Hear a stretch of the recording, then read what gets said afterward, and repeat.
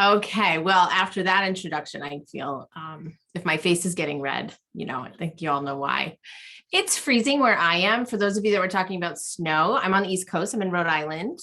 Um, and I want to just welcome everybody here, whether you're hot, cold, in between. I'm so thrilled to be here. I want to thank you for the really warm introduction, Emily. That was really kind. And I think so highly of you. And I've just enjoyed watching you continue to expand your sphere of influence in so many ways. It just makes me so happy. So I can't sum up at all how I feel about you. So I don't even know if I'm going to be able to try to do that tonight. But what I can do is to say, I'm really excited to spend time with all of you. And as a lifelong teacher, I'm always a learner. So I was interested in learning from all of you as you got here and as you're chatting with each other and dealing with this seemingly never ending time of this pandemic. So congratulations just for showing up tonight. That's incredible. And I hope that this is really worthwhile. So I'm going to share my screen with you, and I'm going to share this entire presentation with you so that you have it in case you're thinking, oh, I want these resources, or I want to remember what we talked about, or I'm too tired tonight, to really pay attention, whatever it is for you. And I can see some of you nodding. I totally get it.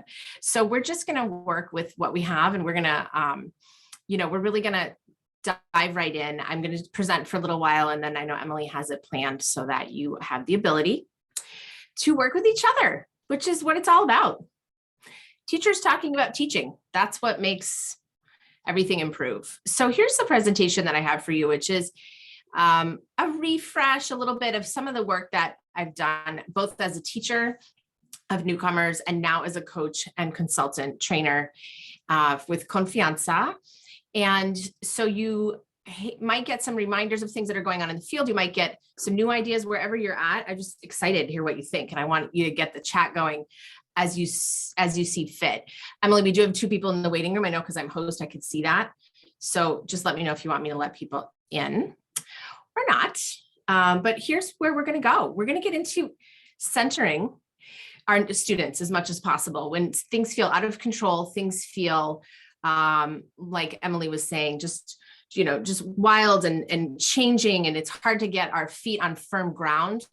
What we can control, what we can influence is putting our students first. And all of you are doing that just by being here tonight. So we're going to get into how do we do this? And most importantly, how are you currently doing this? Again, if there's anything new I can offer, great, but I'm sure, there's so many ways that you're doing this work already. So the essential question is, how do we stand in solidarity with our students? And I will share some secondary examples, but it's really about any level of newcomer. So this has been, a lot of tried and true tips and tricks from the teachers that I coach, from my own practice, and from my coaches on my team. And so it's how do we stand in solidarity? So we're starting with them rather than bringing stuff in to do things to our students, but doing things with them, right? So we're designing learning around them and their incredible lives that they're bringing in as newcomer students that represent so much that our opportunities for our schools. You may notice here on the left, this is me and Emily. So love that. We have Twitter romance going on, and this is an evidence of that. So if you want to follow me on Twitter, feel free. Some of you already are. And thanks for all the love before today at Sarah Ottow. If you want to check out the hashtag language lens, that's going to go into my book.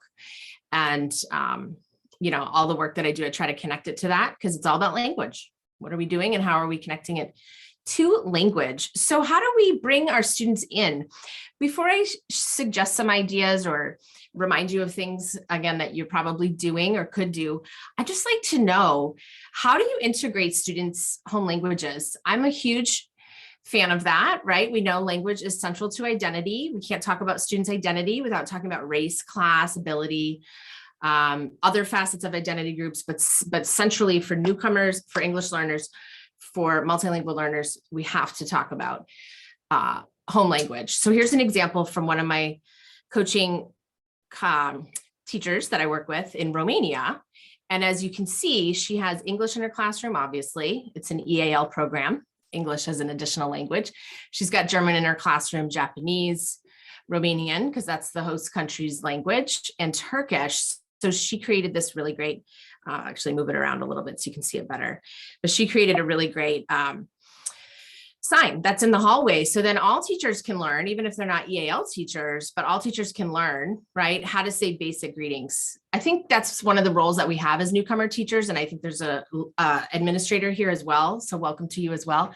That's one of the biggest things that happens, I find, in my 20 years of teaching and now coaching and training, is it's often a burden that we love, but we're often like the only people sometimes that know how amazing it is when students have another language or languages. So we want to model, right, for other teachers. You can say basic greetings. You can learn. You don't have to learn all these things, but you could learn hello. You know, I've worked with students from over 40 different language groups, and I don't have them all on the tip of my tongue, but I try to. If I'm working with a family or I'm working in a community, right? So this is my question for you. How do you integrate home language? And this is one example, right? Have it posted in your classroom, learn the greetings, make a fool of yourself trying to pronounce something in Arabic if that's not, you know, your home phonological system in your mouth. So let's hear it. Do you have any ideas? And especially now, how are we doing that as we're trying to help students feel safe amidst this ongoing pandemic? Yes, Dawn, in the hallway. Why not, right? Put it there, have it, and post it. I think showing other teachers, a lot of my work is with ESL teachers. A lot of my work is with content teachers. And that's what I always say is, hey, it's not just the role of the ELL teacher. We all can learn how to say marhaba, bună dimineața, buenos dias, whatever it is, right? So how do you integrate students L1? Maybe you did something this week. Maybe maybe you have a way of bringing it in, helping students translanguage, helping students identify cognates, if that works for their language. Just if you'd like to share ideas as we go through here, feel free in the chat.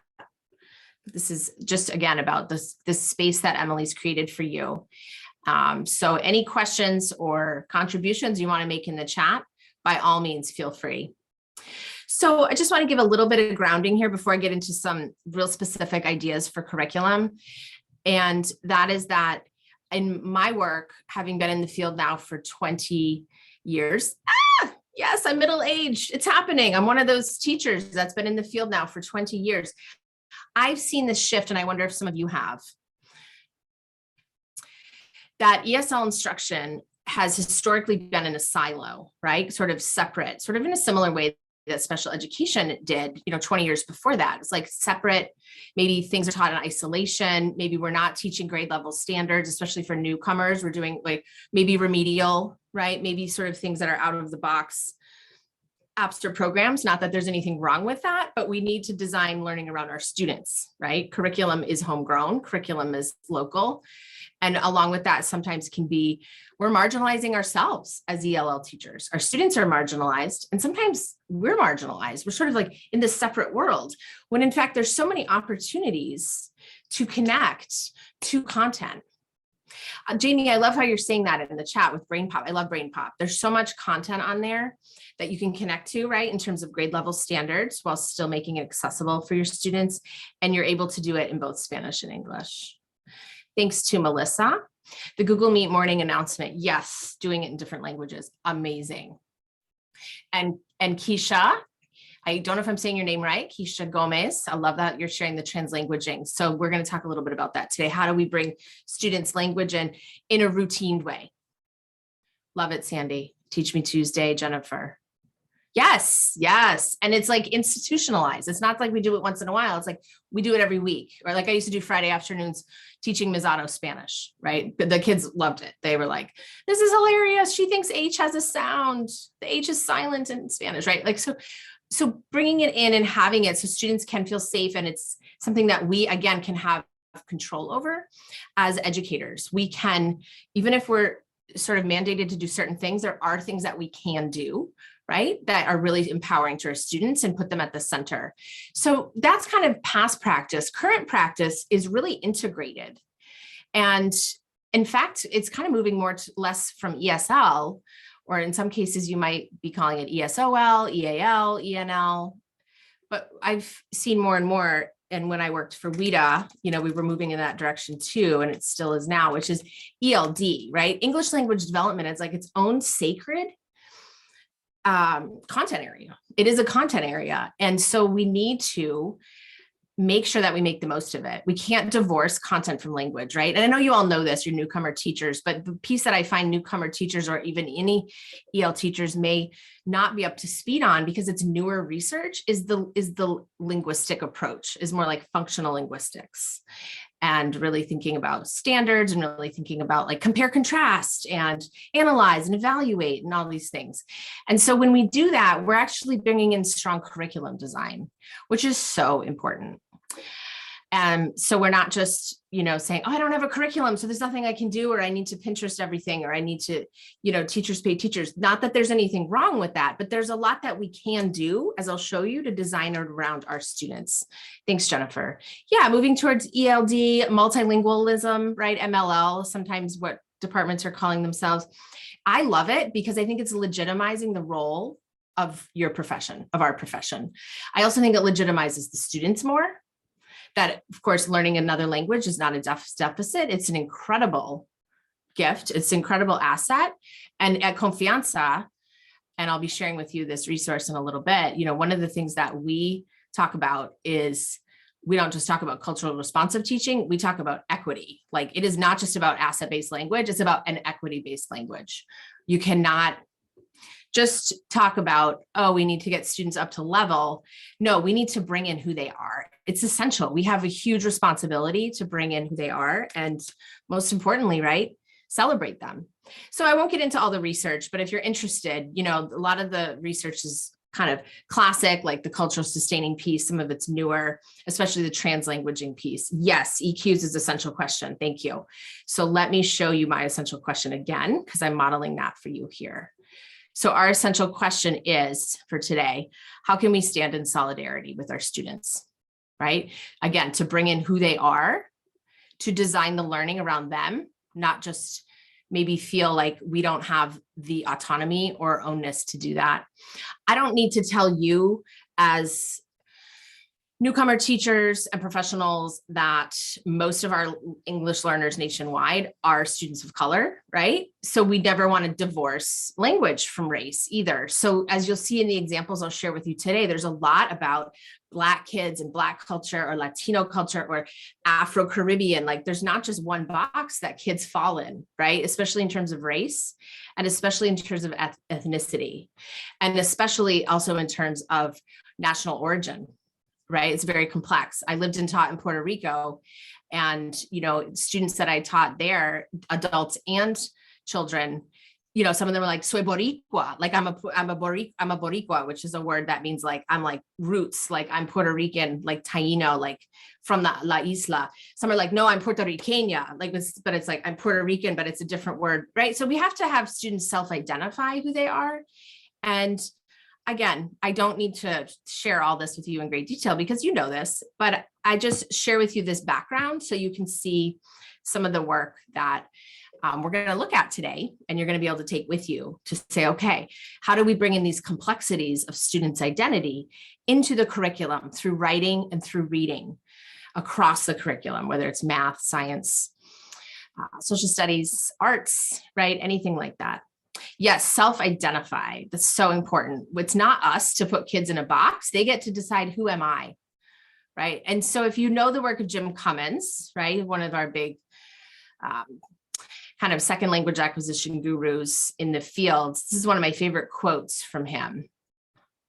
I'll give you a moment to read it. And this really just synthesizes what I've been talking about here.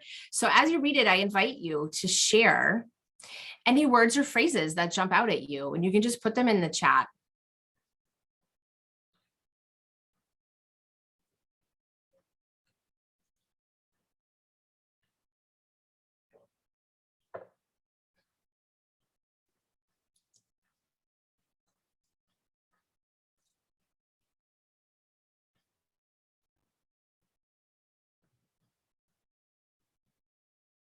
Thanks for getting us going, Jenny and Rachel. Sure. Yeah. Never neutral, right? We might think, oh, we're just teaching. No, it's not. We're right. We're in Yes, thank you, Rachel. We're in the microcosm of society. Like schools are just mini societies. There's just like a reflection of what's happening in your neighborhood, right? In your city, in your town.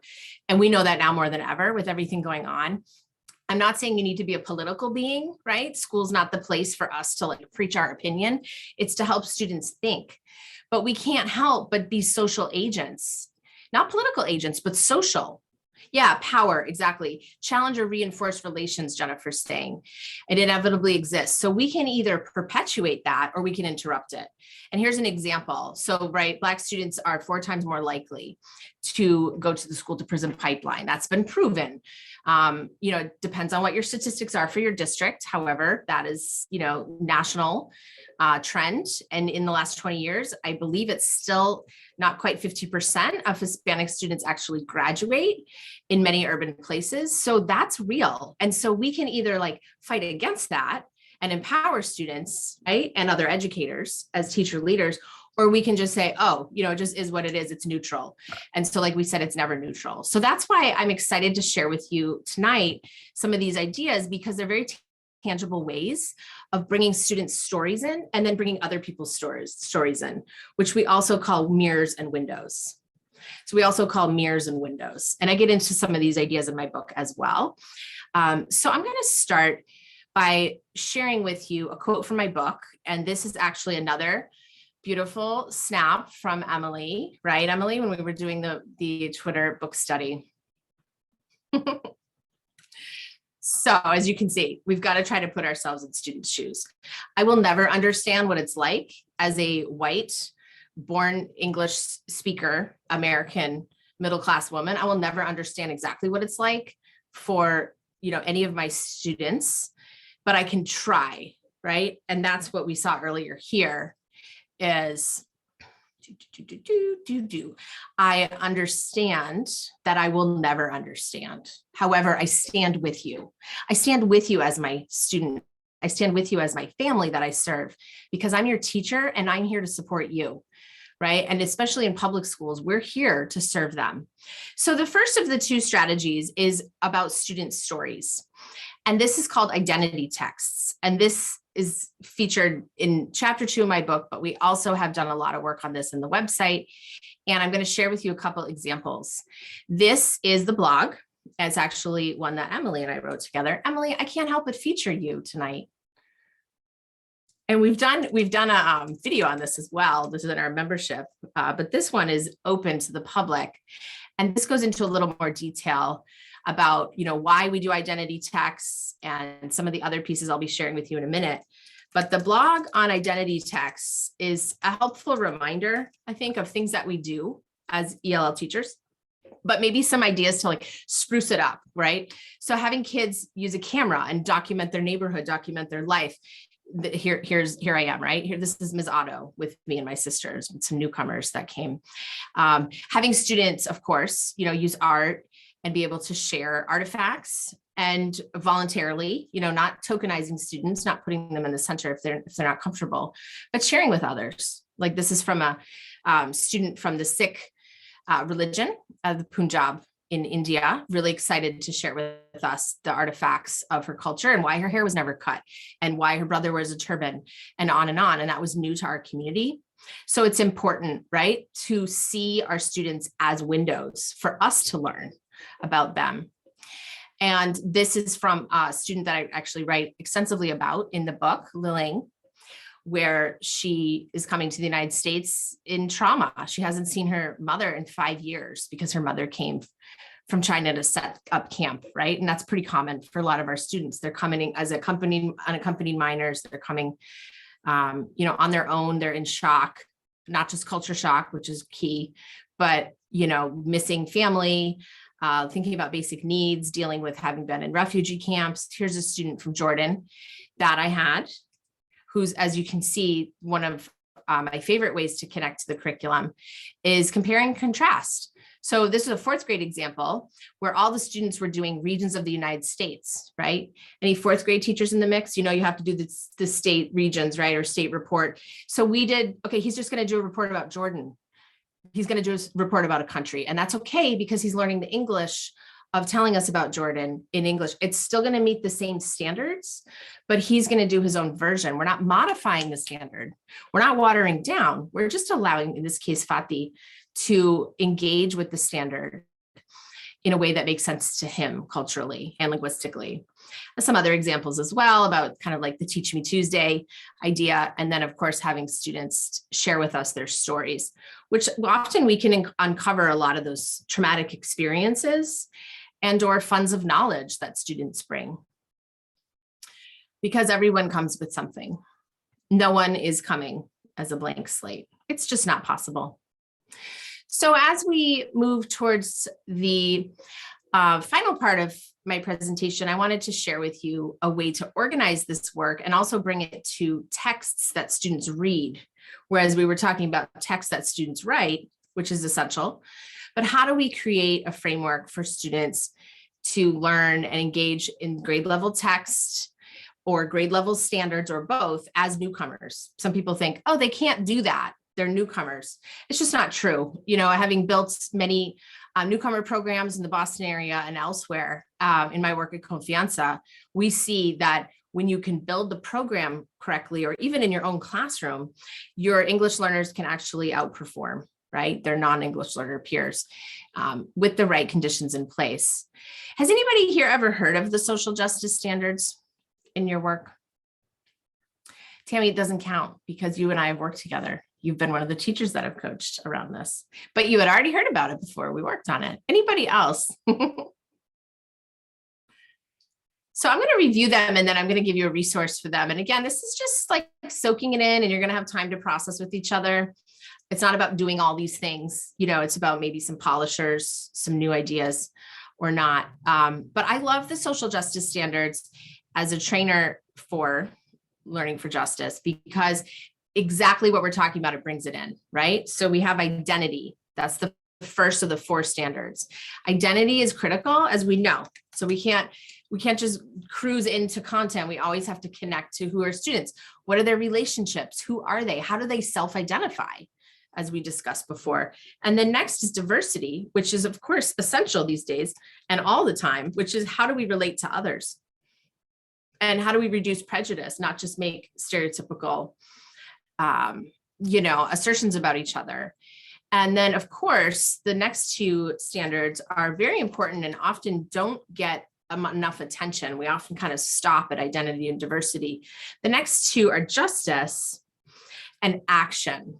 And justice and action are really important because they allow students to look at, again, stereotypes, and systemic discrimination and prejudice. But then what do we do about it? Like, we're not going to ignore what's happening around us. The students are experiencing it all the time. So this isn't like we want school to be 100% neutral, like we were saying. It means that we want to empower students to be able to take action as a citizen, as a student, as a person of the world, right? It's about acknowledging the student's dignity. Right? And that's where we center students in this way. So it's a lot of information, but you might be thinking, what does this look like, Sarah? I don't really understand how this can look in my classroom. I'm going to look at a couple examples here, and then I'm going to let you look at it in your groups. The first thing is we want to provide students with grade level text. And also we can provide newcomers, of course, with non-grade level text. We always want to have a nice book diet, right? We don't always just want to have like a class novel that we're all sludging through, but we can do grade level text in really appropriate ways that I'll show you, but we can also provide instructional level text. As a reading specialist, I'm obsessed with having kids have lots of choice and lots of kinds of books. And I think what Emily always models with picture books, you know, for different ages is totally appropriate. Yes, book diet, that's from the sisters, which they write about. They write about Readers and Writers Workshop. So if you want to look into that, that's from the sisters. And here's an example, right, where we're able to say, what are the issues that I predict my students will have, like PH or TH as Spanish speakers, and how can I make the text the lesson? I don't need to get a worksheet. I don't need to look elsewhere. I, as an ELL teacher, have the autonomy and knowledge about my students to say, I think this is going to be hard. This particular sound is going to be hard for them, for example, or this verb clause or whatever it may be, or this concept. So we're going to use this as a mini lesson.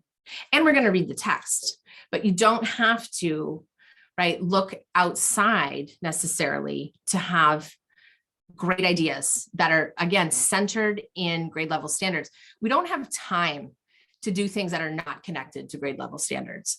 I know sometimes we have to do survival. We have to do a lot of work with newcomers, but whenever possible, right, include them, try to bring the text in that they're using, try to bring the math in that they're getting, whatever they're getting, whatever they will be getting in the quote unquote mainstream classroom, right? Try to bring it in and use that as text. And again, I'll show you some examples. I promise there's lots of examples coming. The other piece I want to discuss very briefly is the student reflection. And so always having students create their own goals, right? And that's like so important, I think, right now, as every day with the teachers and students that I work with, it's like everybody's overwhelmed, pandemic, it's hard to focus, the stress is getting to us still. But if we can say, here's what I'm going to work on today, here's my goal, it actually provides choice, which makes the brain happy, right? As soon as you give somebody choice, the happy chemicals go off in your brain. And number two, it allows students to be in the driver's seat. Helping students create their goals is really important. So let me show you a couple ideas here, and then you're going to have this whole slide deck to play with if you're interested. So here are the social justice standards. And again, I will share those with you. They're linked in this blog, but let me give them to you straight out.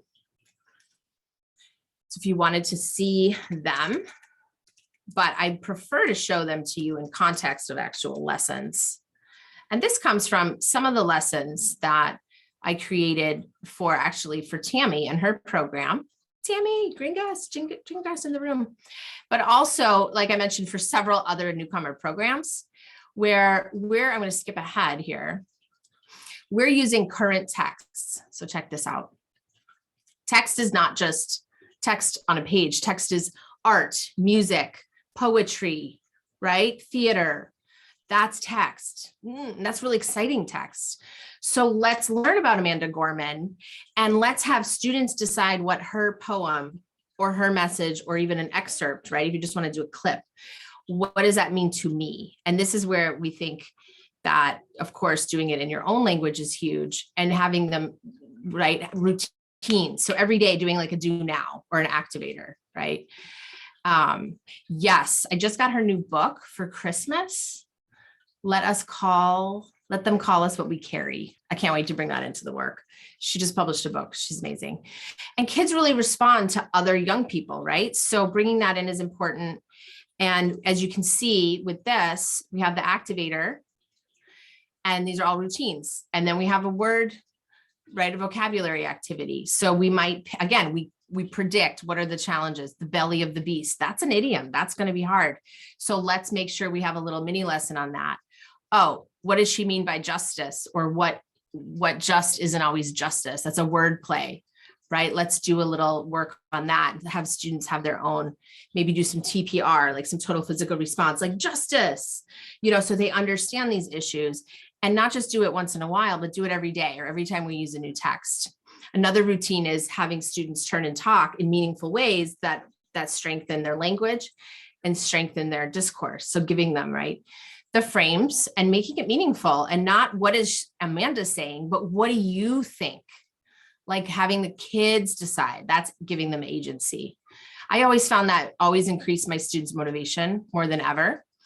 And then this reflection piece, I always got hard feedback from my students. They were like, Ms. Ottow, you could have done this lesson so much better. And let me tell you why. And I was like, tell me why. I want you to tell me because I'm a learner and a teacher, but you're also a learner and a teacher. So having kids, right, be able to share with us. Yeah, the New Days lyric was an amazing poem. I agree. Okay. Yeah. So bringing stuff in the news, right? Bringing clips in. Here's a picture as an example, right? This was, of course, in the midst of the Black Lives Matter protest. Kids see it on the news. Let's bring it in. We're not teaching a viewpoint. We're just bringing in routines, right? Same routines I showed you before and having kids create connections. And if possible, again, connecting it to content. So looking at, the slaves that built the White House, that's real. Let's look at that primary source. Let's connect it to social studies, for example. Let's give kids, again, acknowledging their dignity that like they can handle it And we're not there to have the answers, but we're there to facilitate conversations, and sometimes really tough conversations. But as we know, students need to see themselves reflected. So there's some ideas here. There's some more popular examples like Elizabeth Acevedo. I have to put Jason Reynolds in here, Tammy, right? Because we love him. Yeah, there's that specific piece that you did that I want to.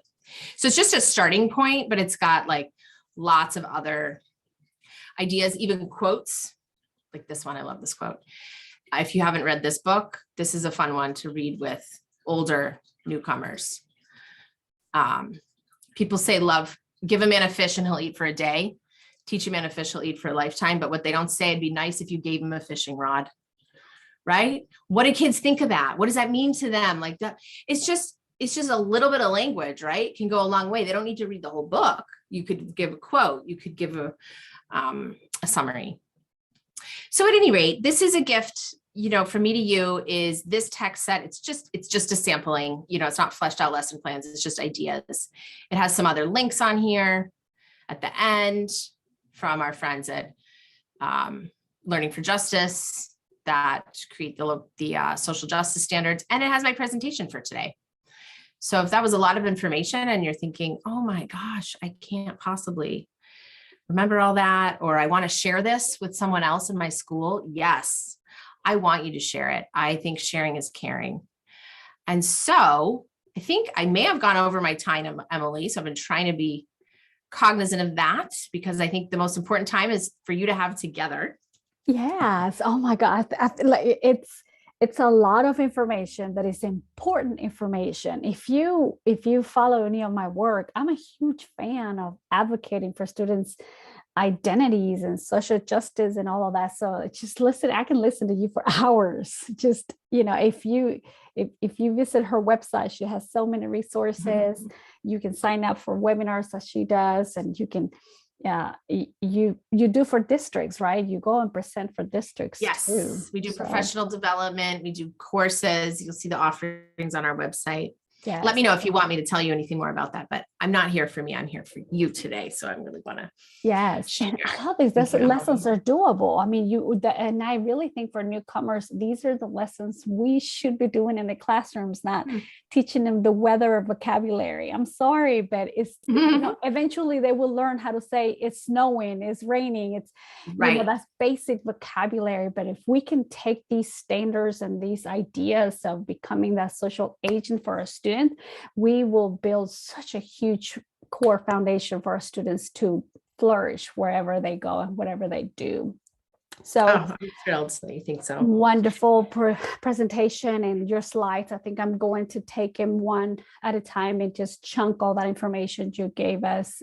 Personally, I like to get as much as I can from there. But how about going back into break room sessions and discussing with your groups, how do we take this lesson? So maybe if you have done any of these lessons that covers any of these ideas, share with your groups. And how do we go about creating lessons that is going to support our newcomers? So before you go into breakout sessions, I just shared a link with that document that we can type in any information. So if you come up with an idea, or if somebody mentions a book or something like that, please put it in this document so we can all look at it. I always like to see what elementary's resources are, middle school. So open that document. If you hear someone sharing something amazing, please do that. I am opening the break rooms, so choose where you want to go. And again, if you cannot choose it yourself, let me know where you want to go. Have fun. Awesome. Emily, do you want me to put the link for that right in the notes? So it's right there for everybody. Would that be helpful? Absolutely. Sure.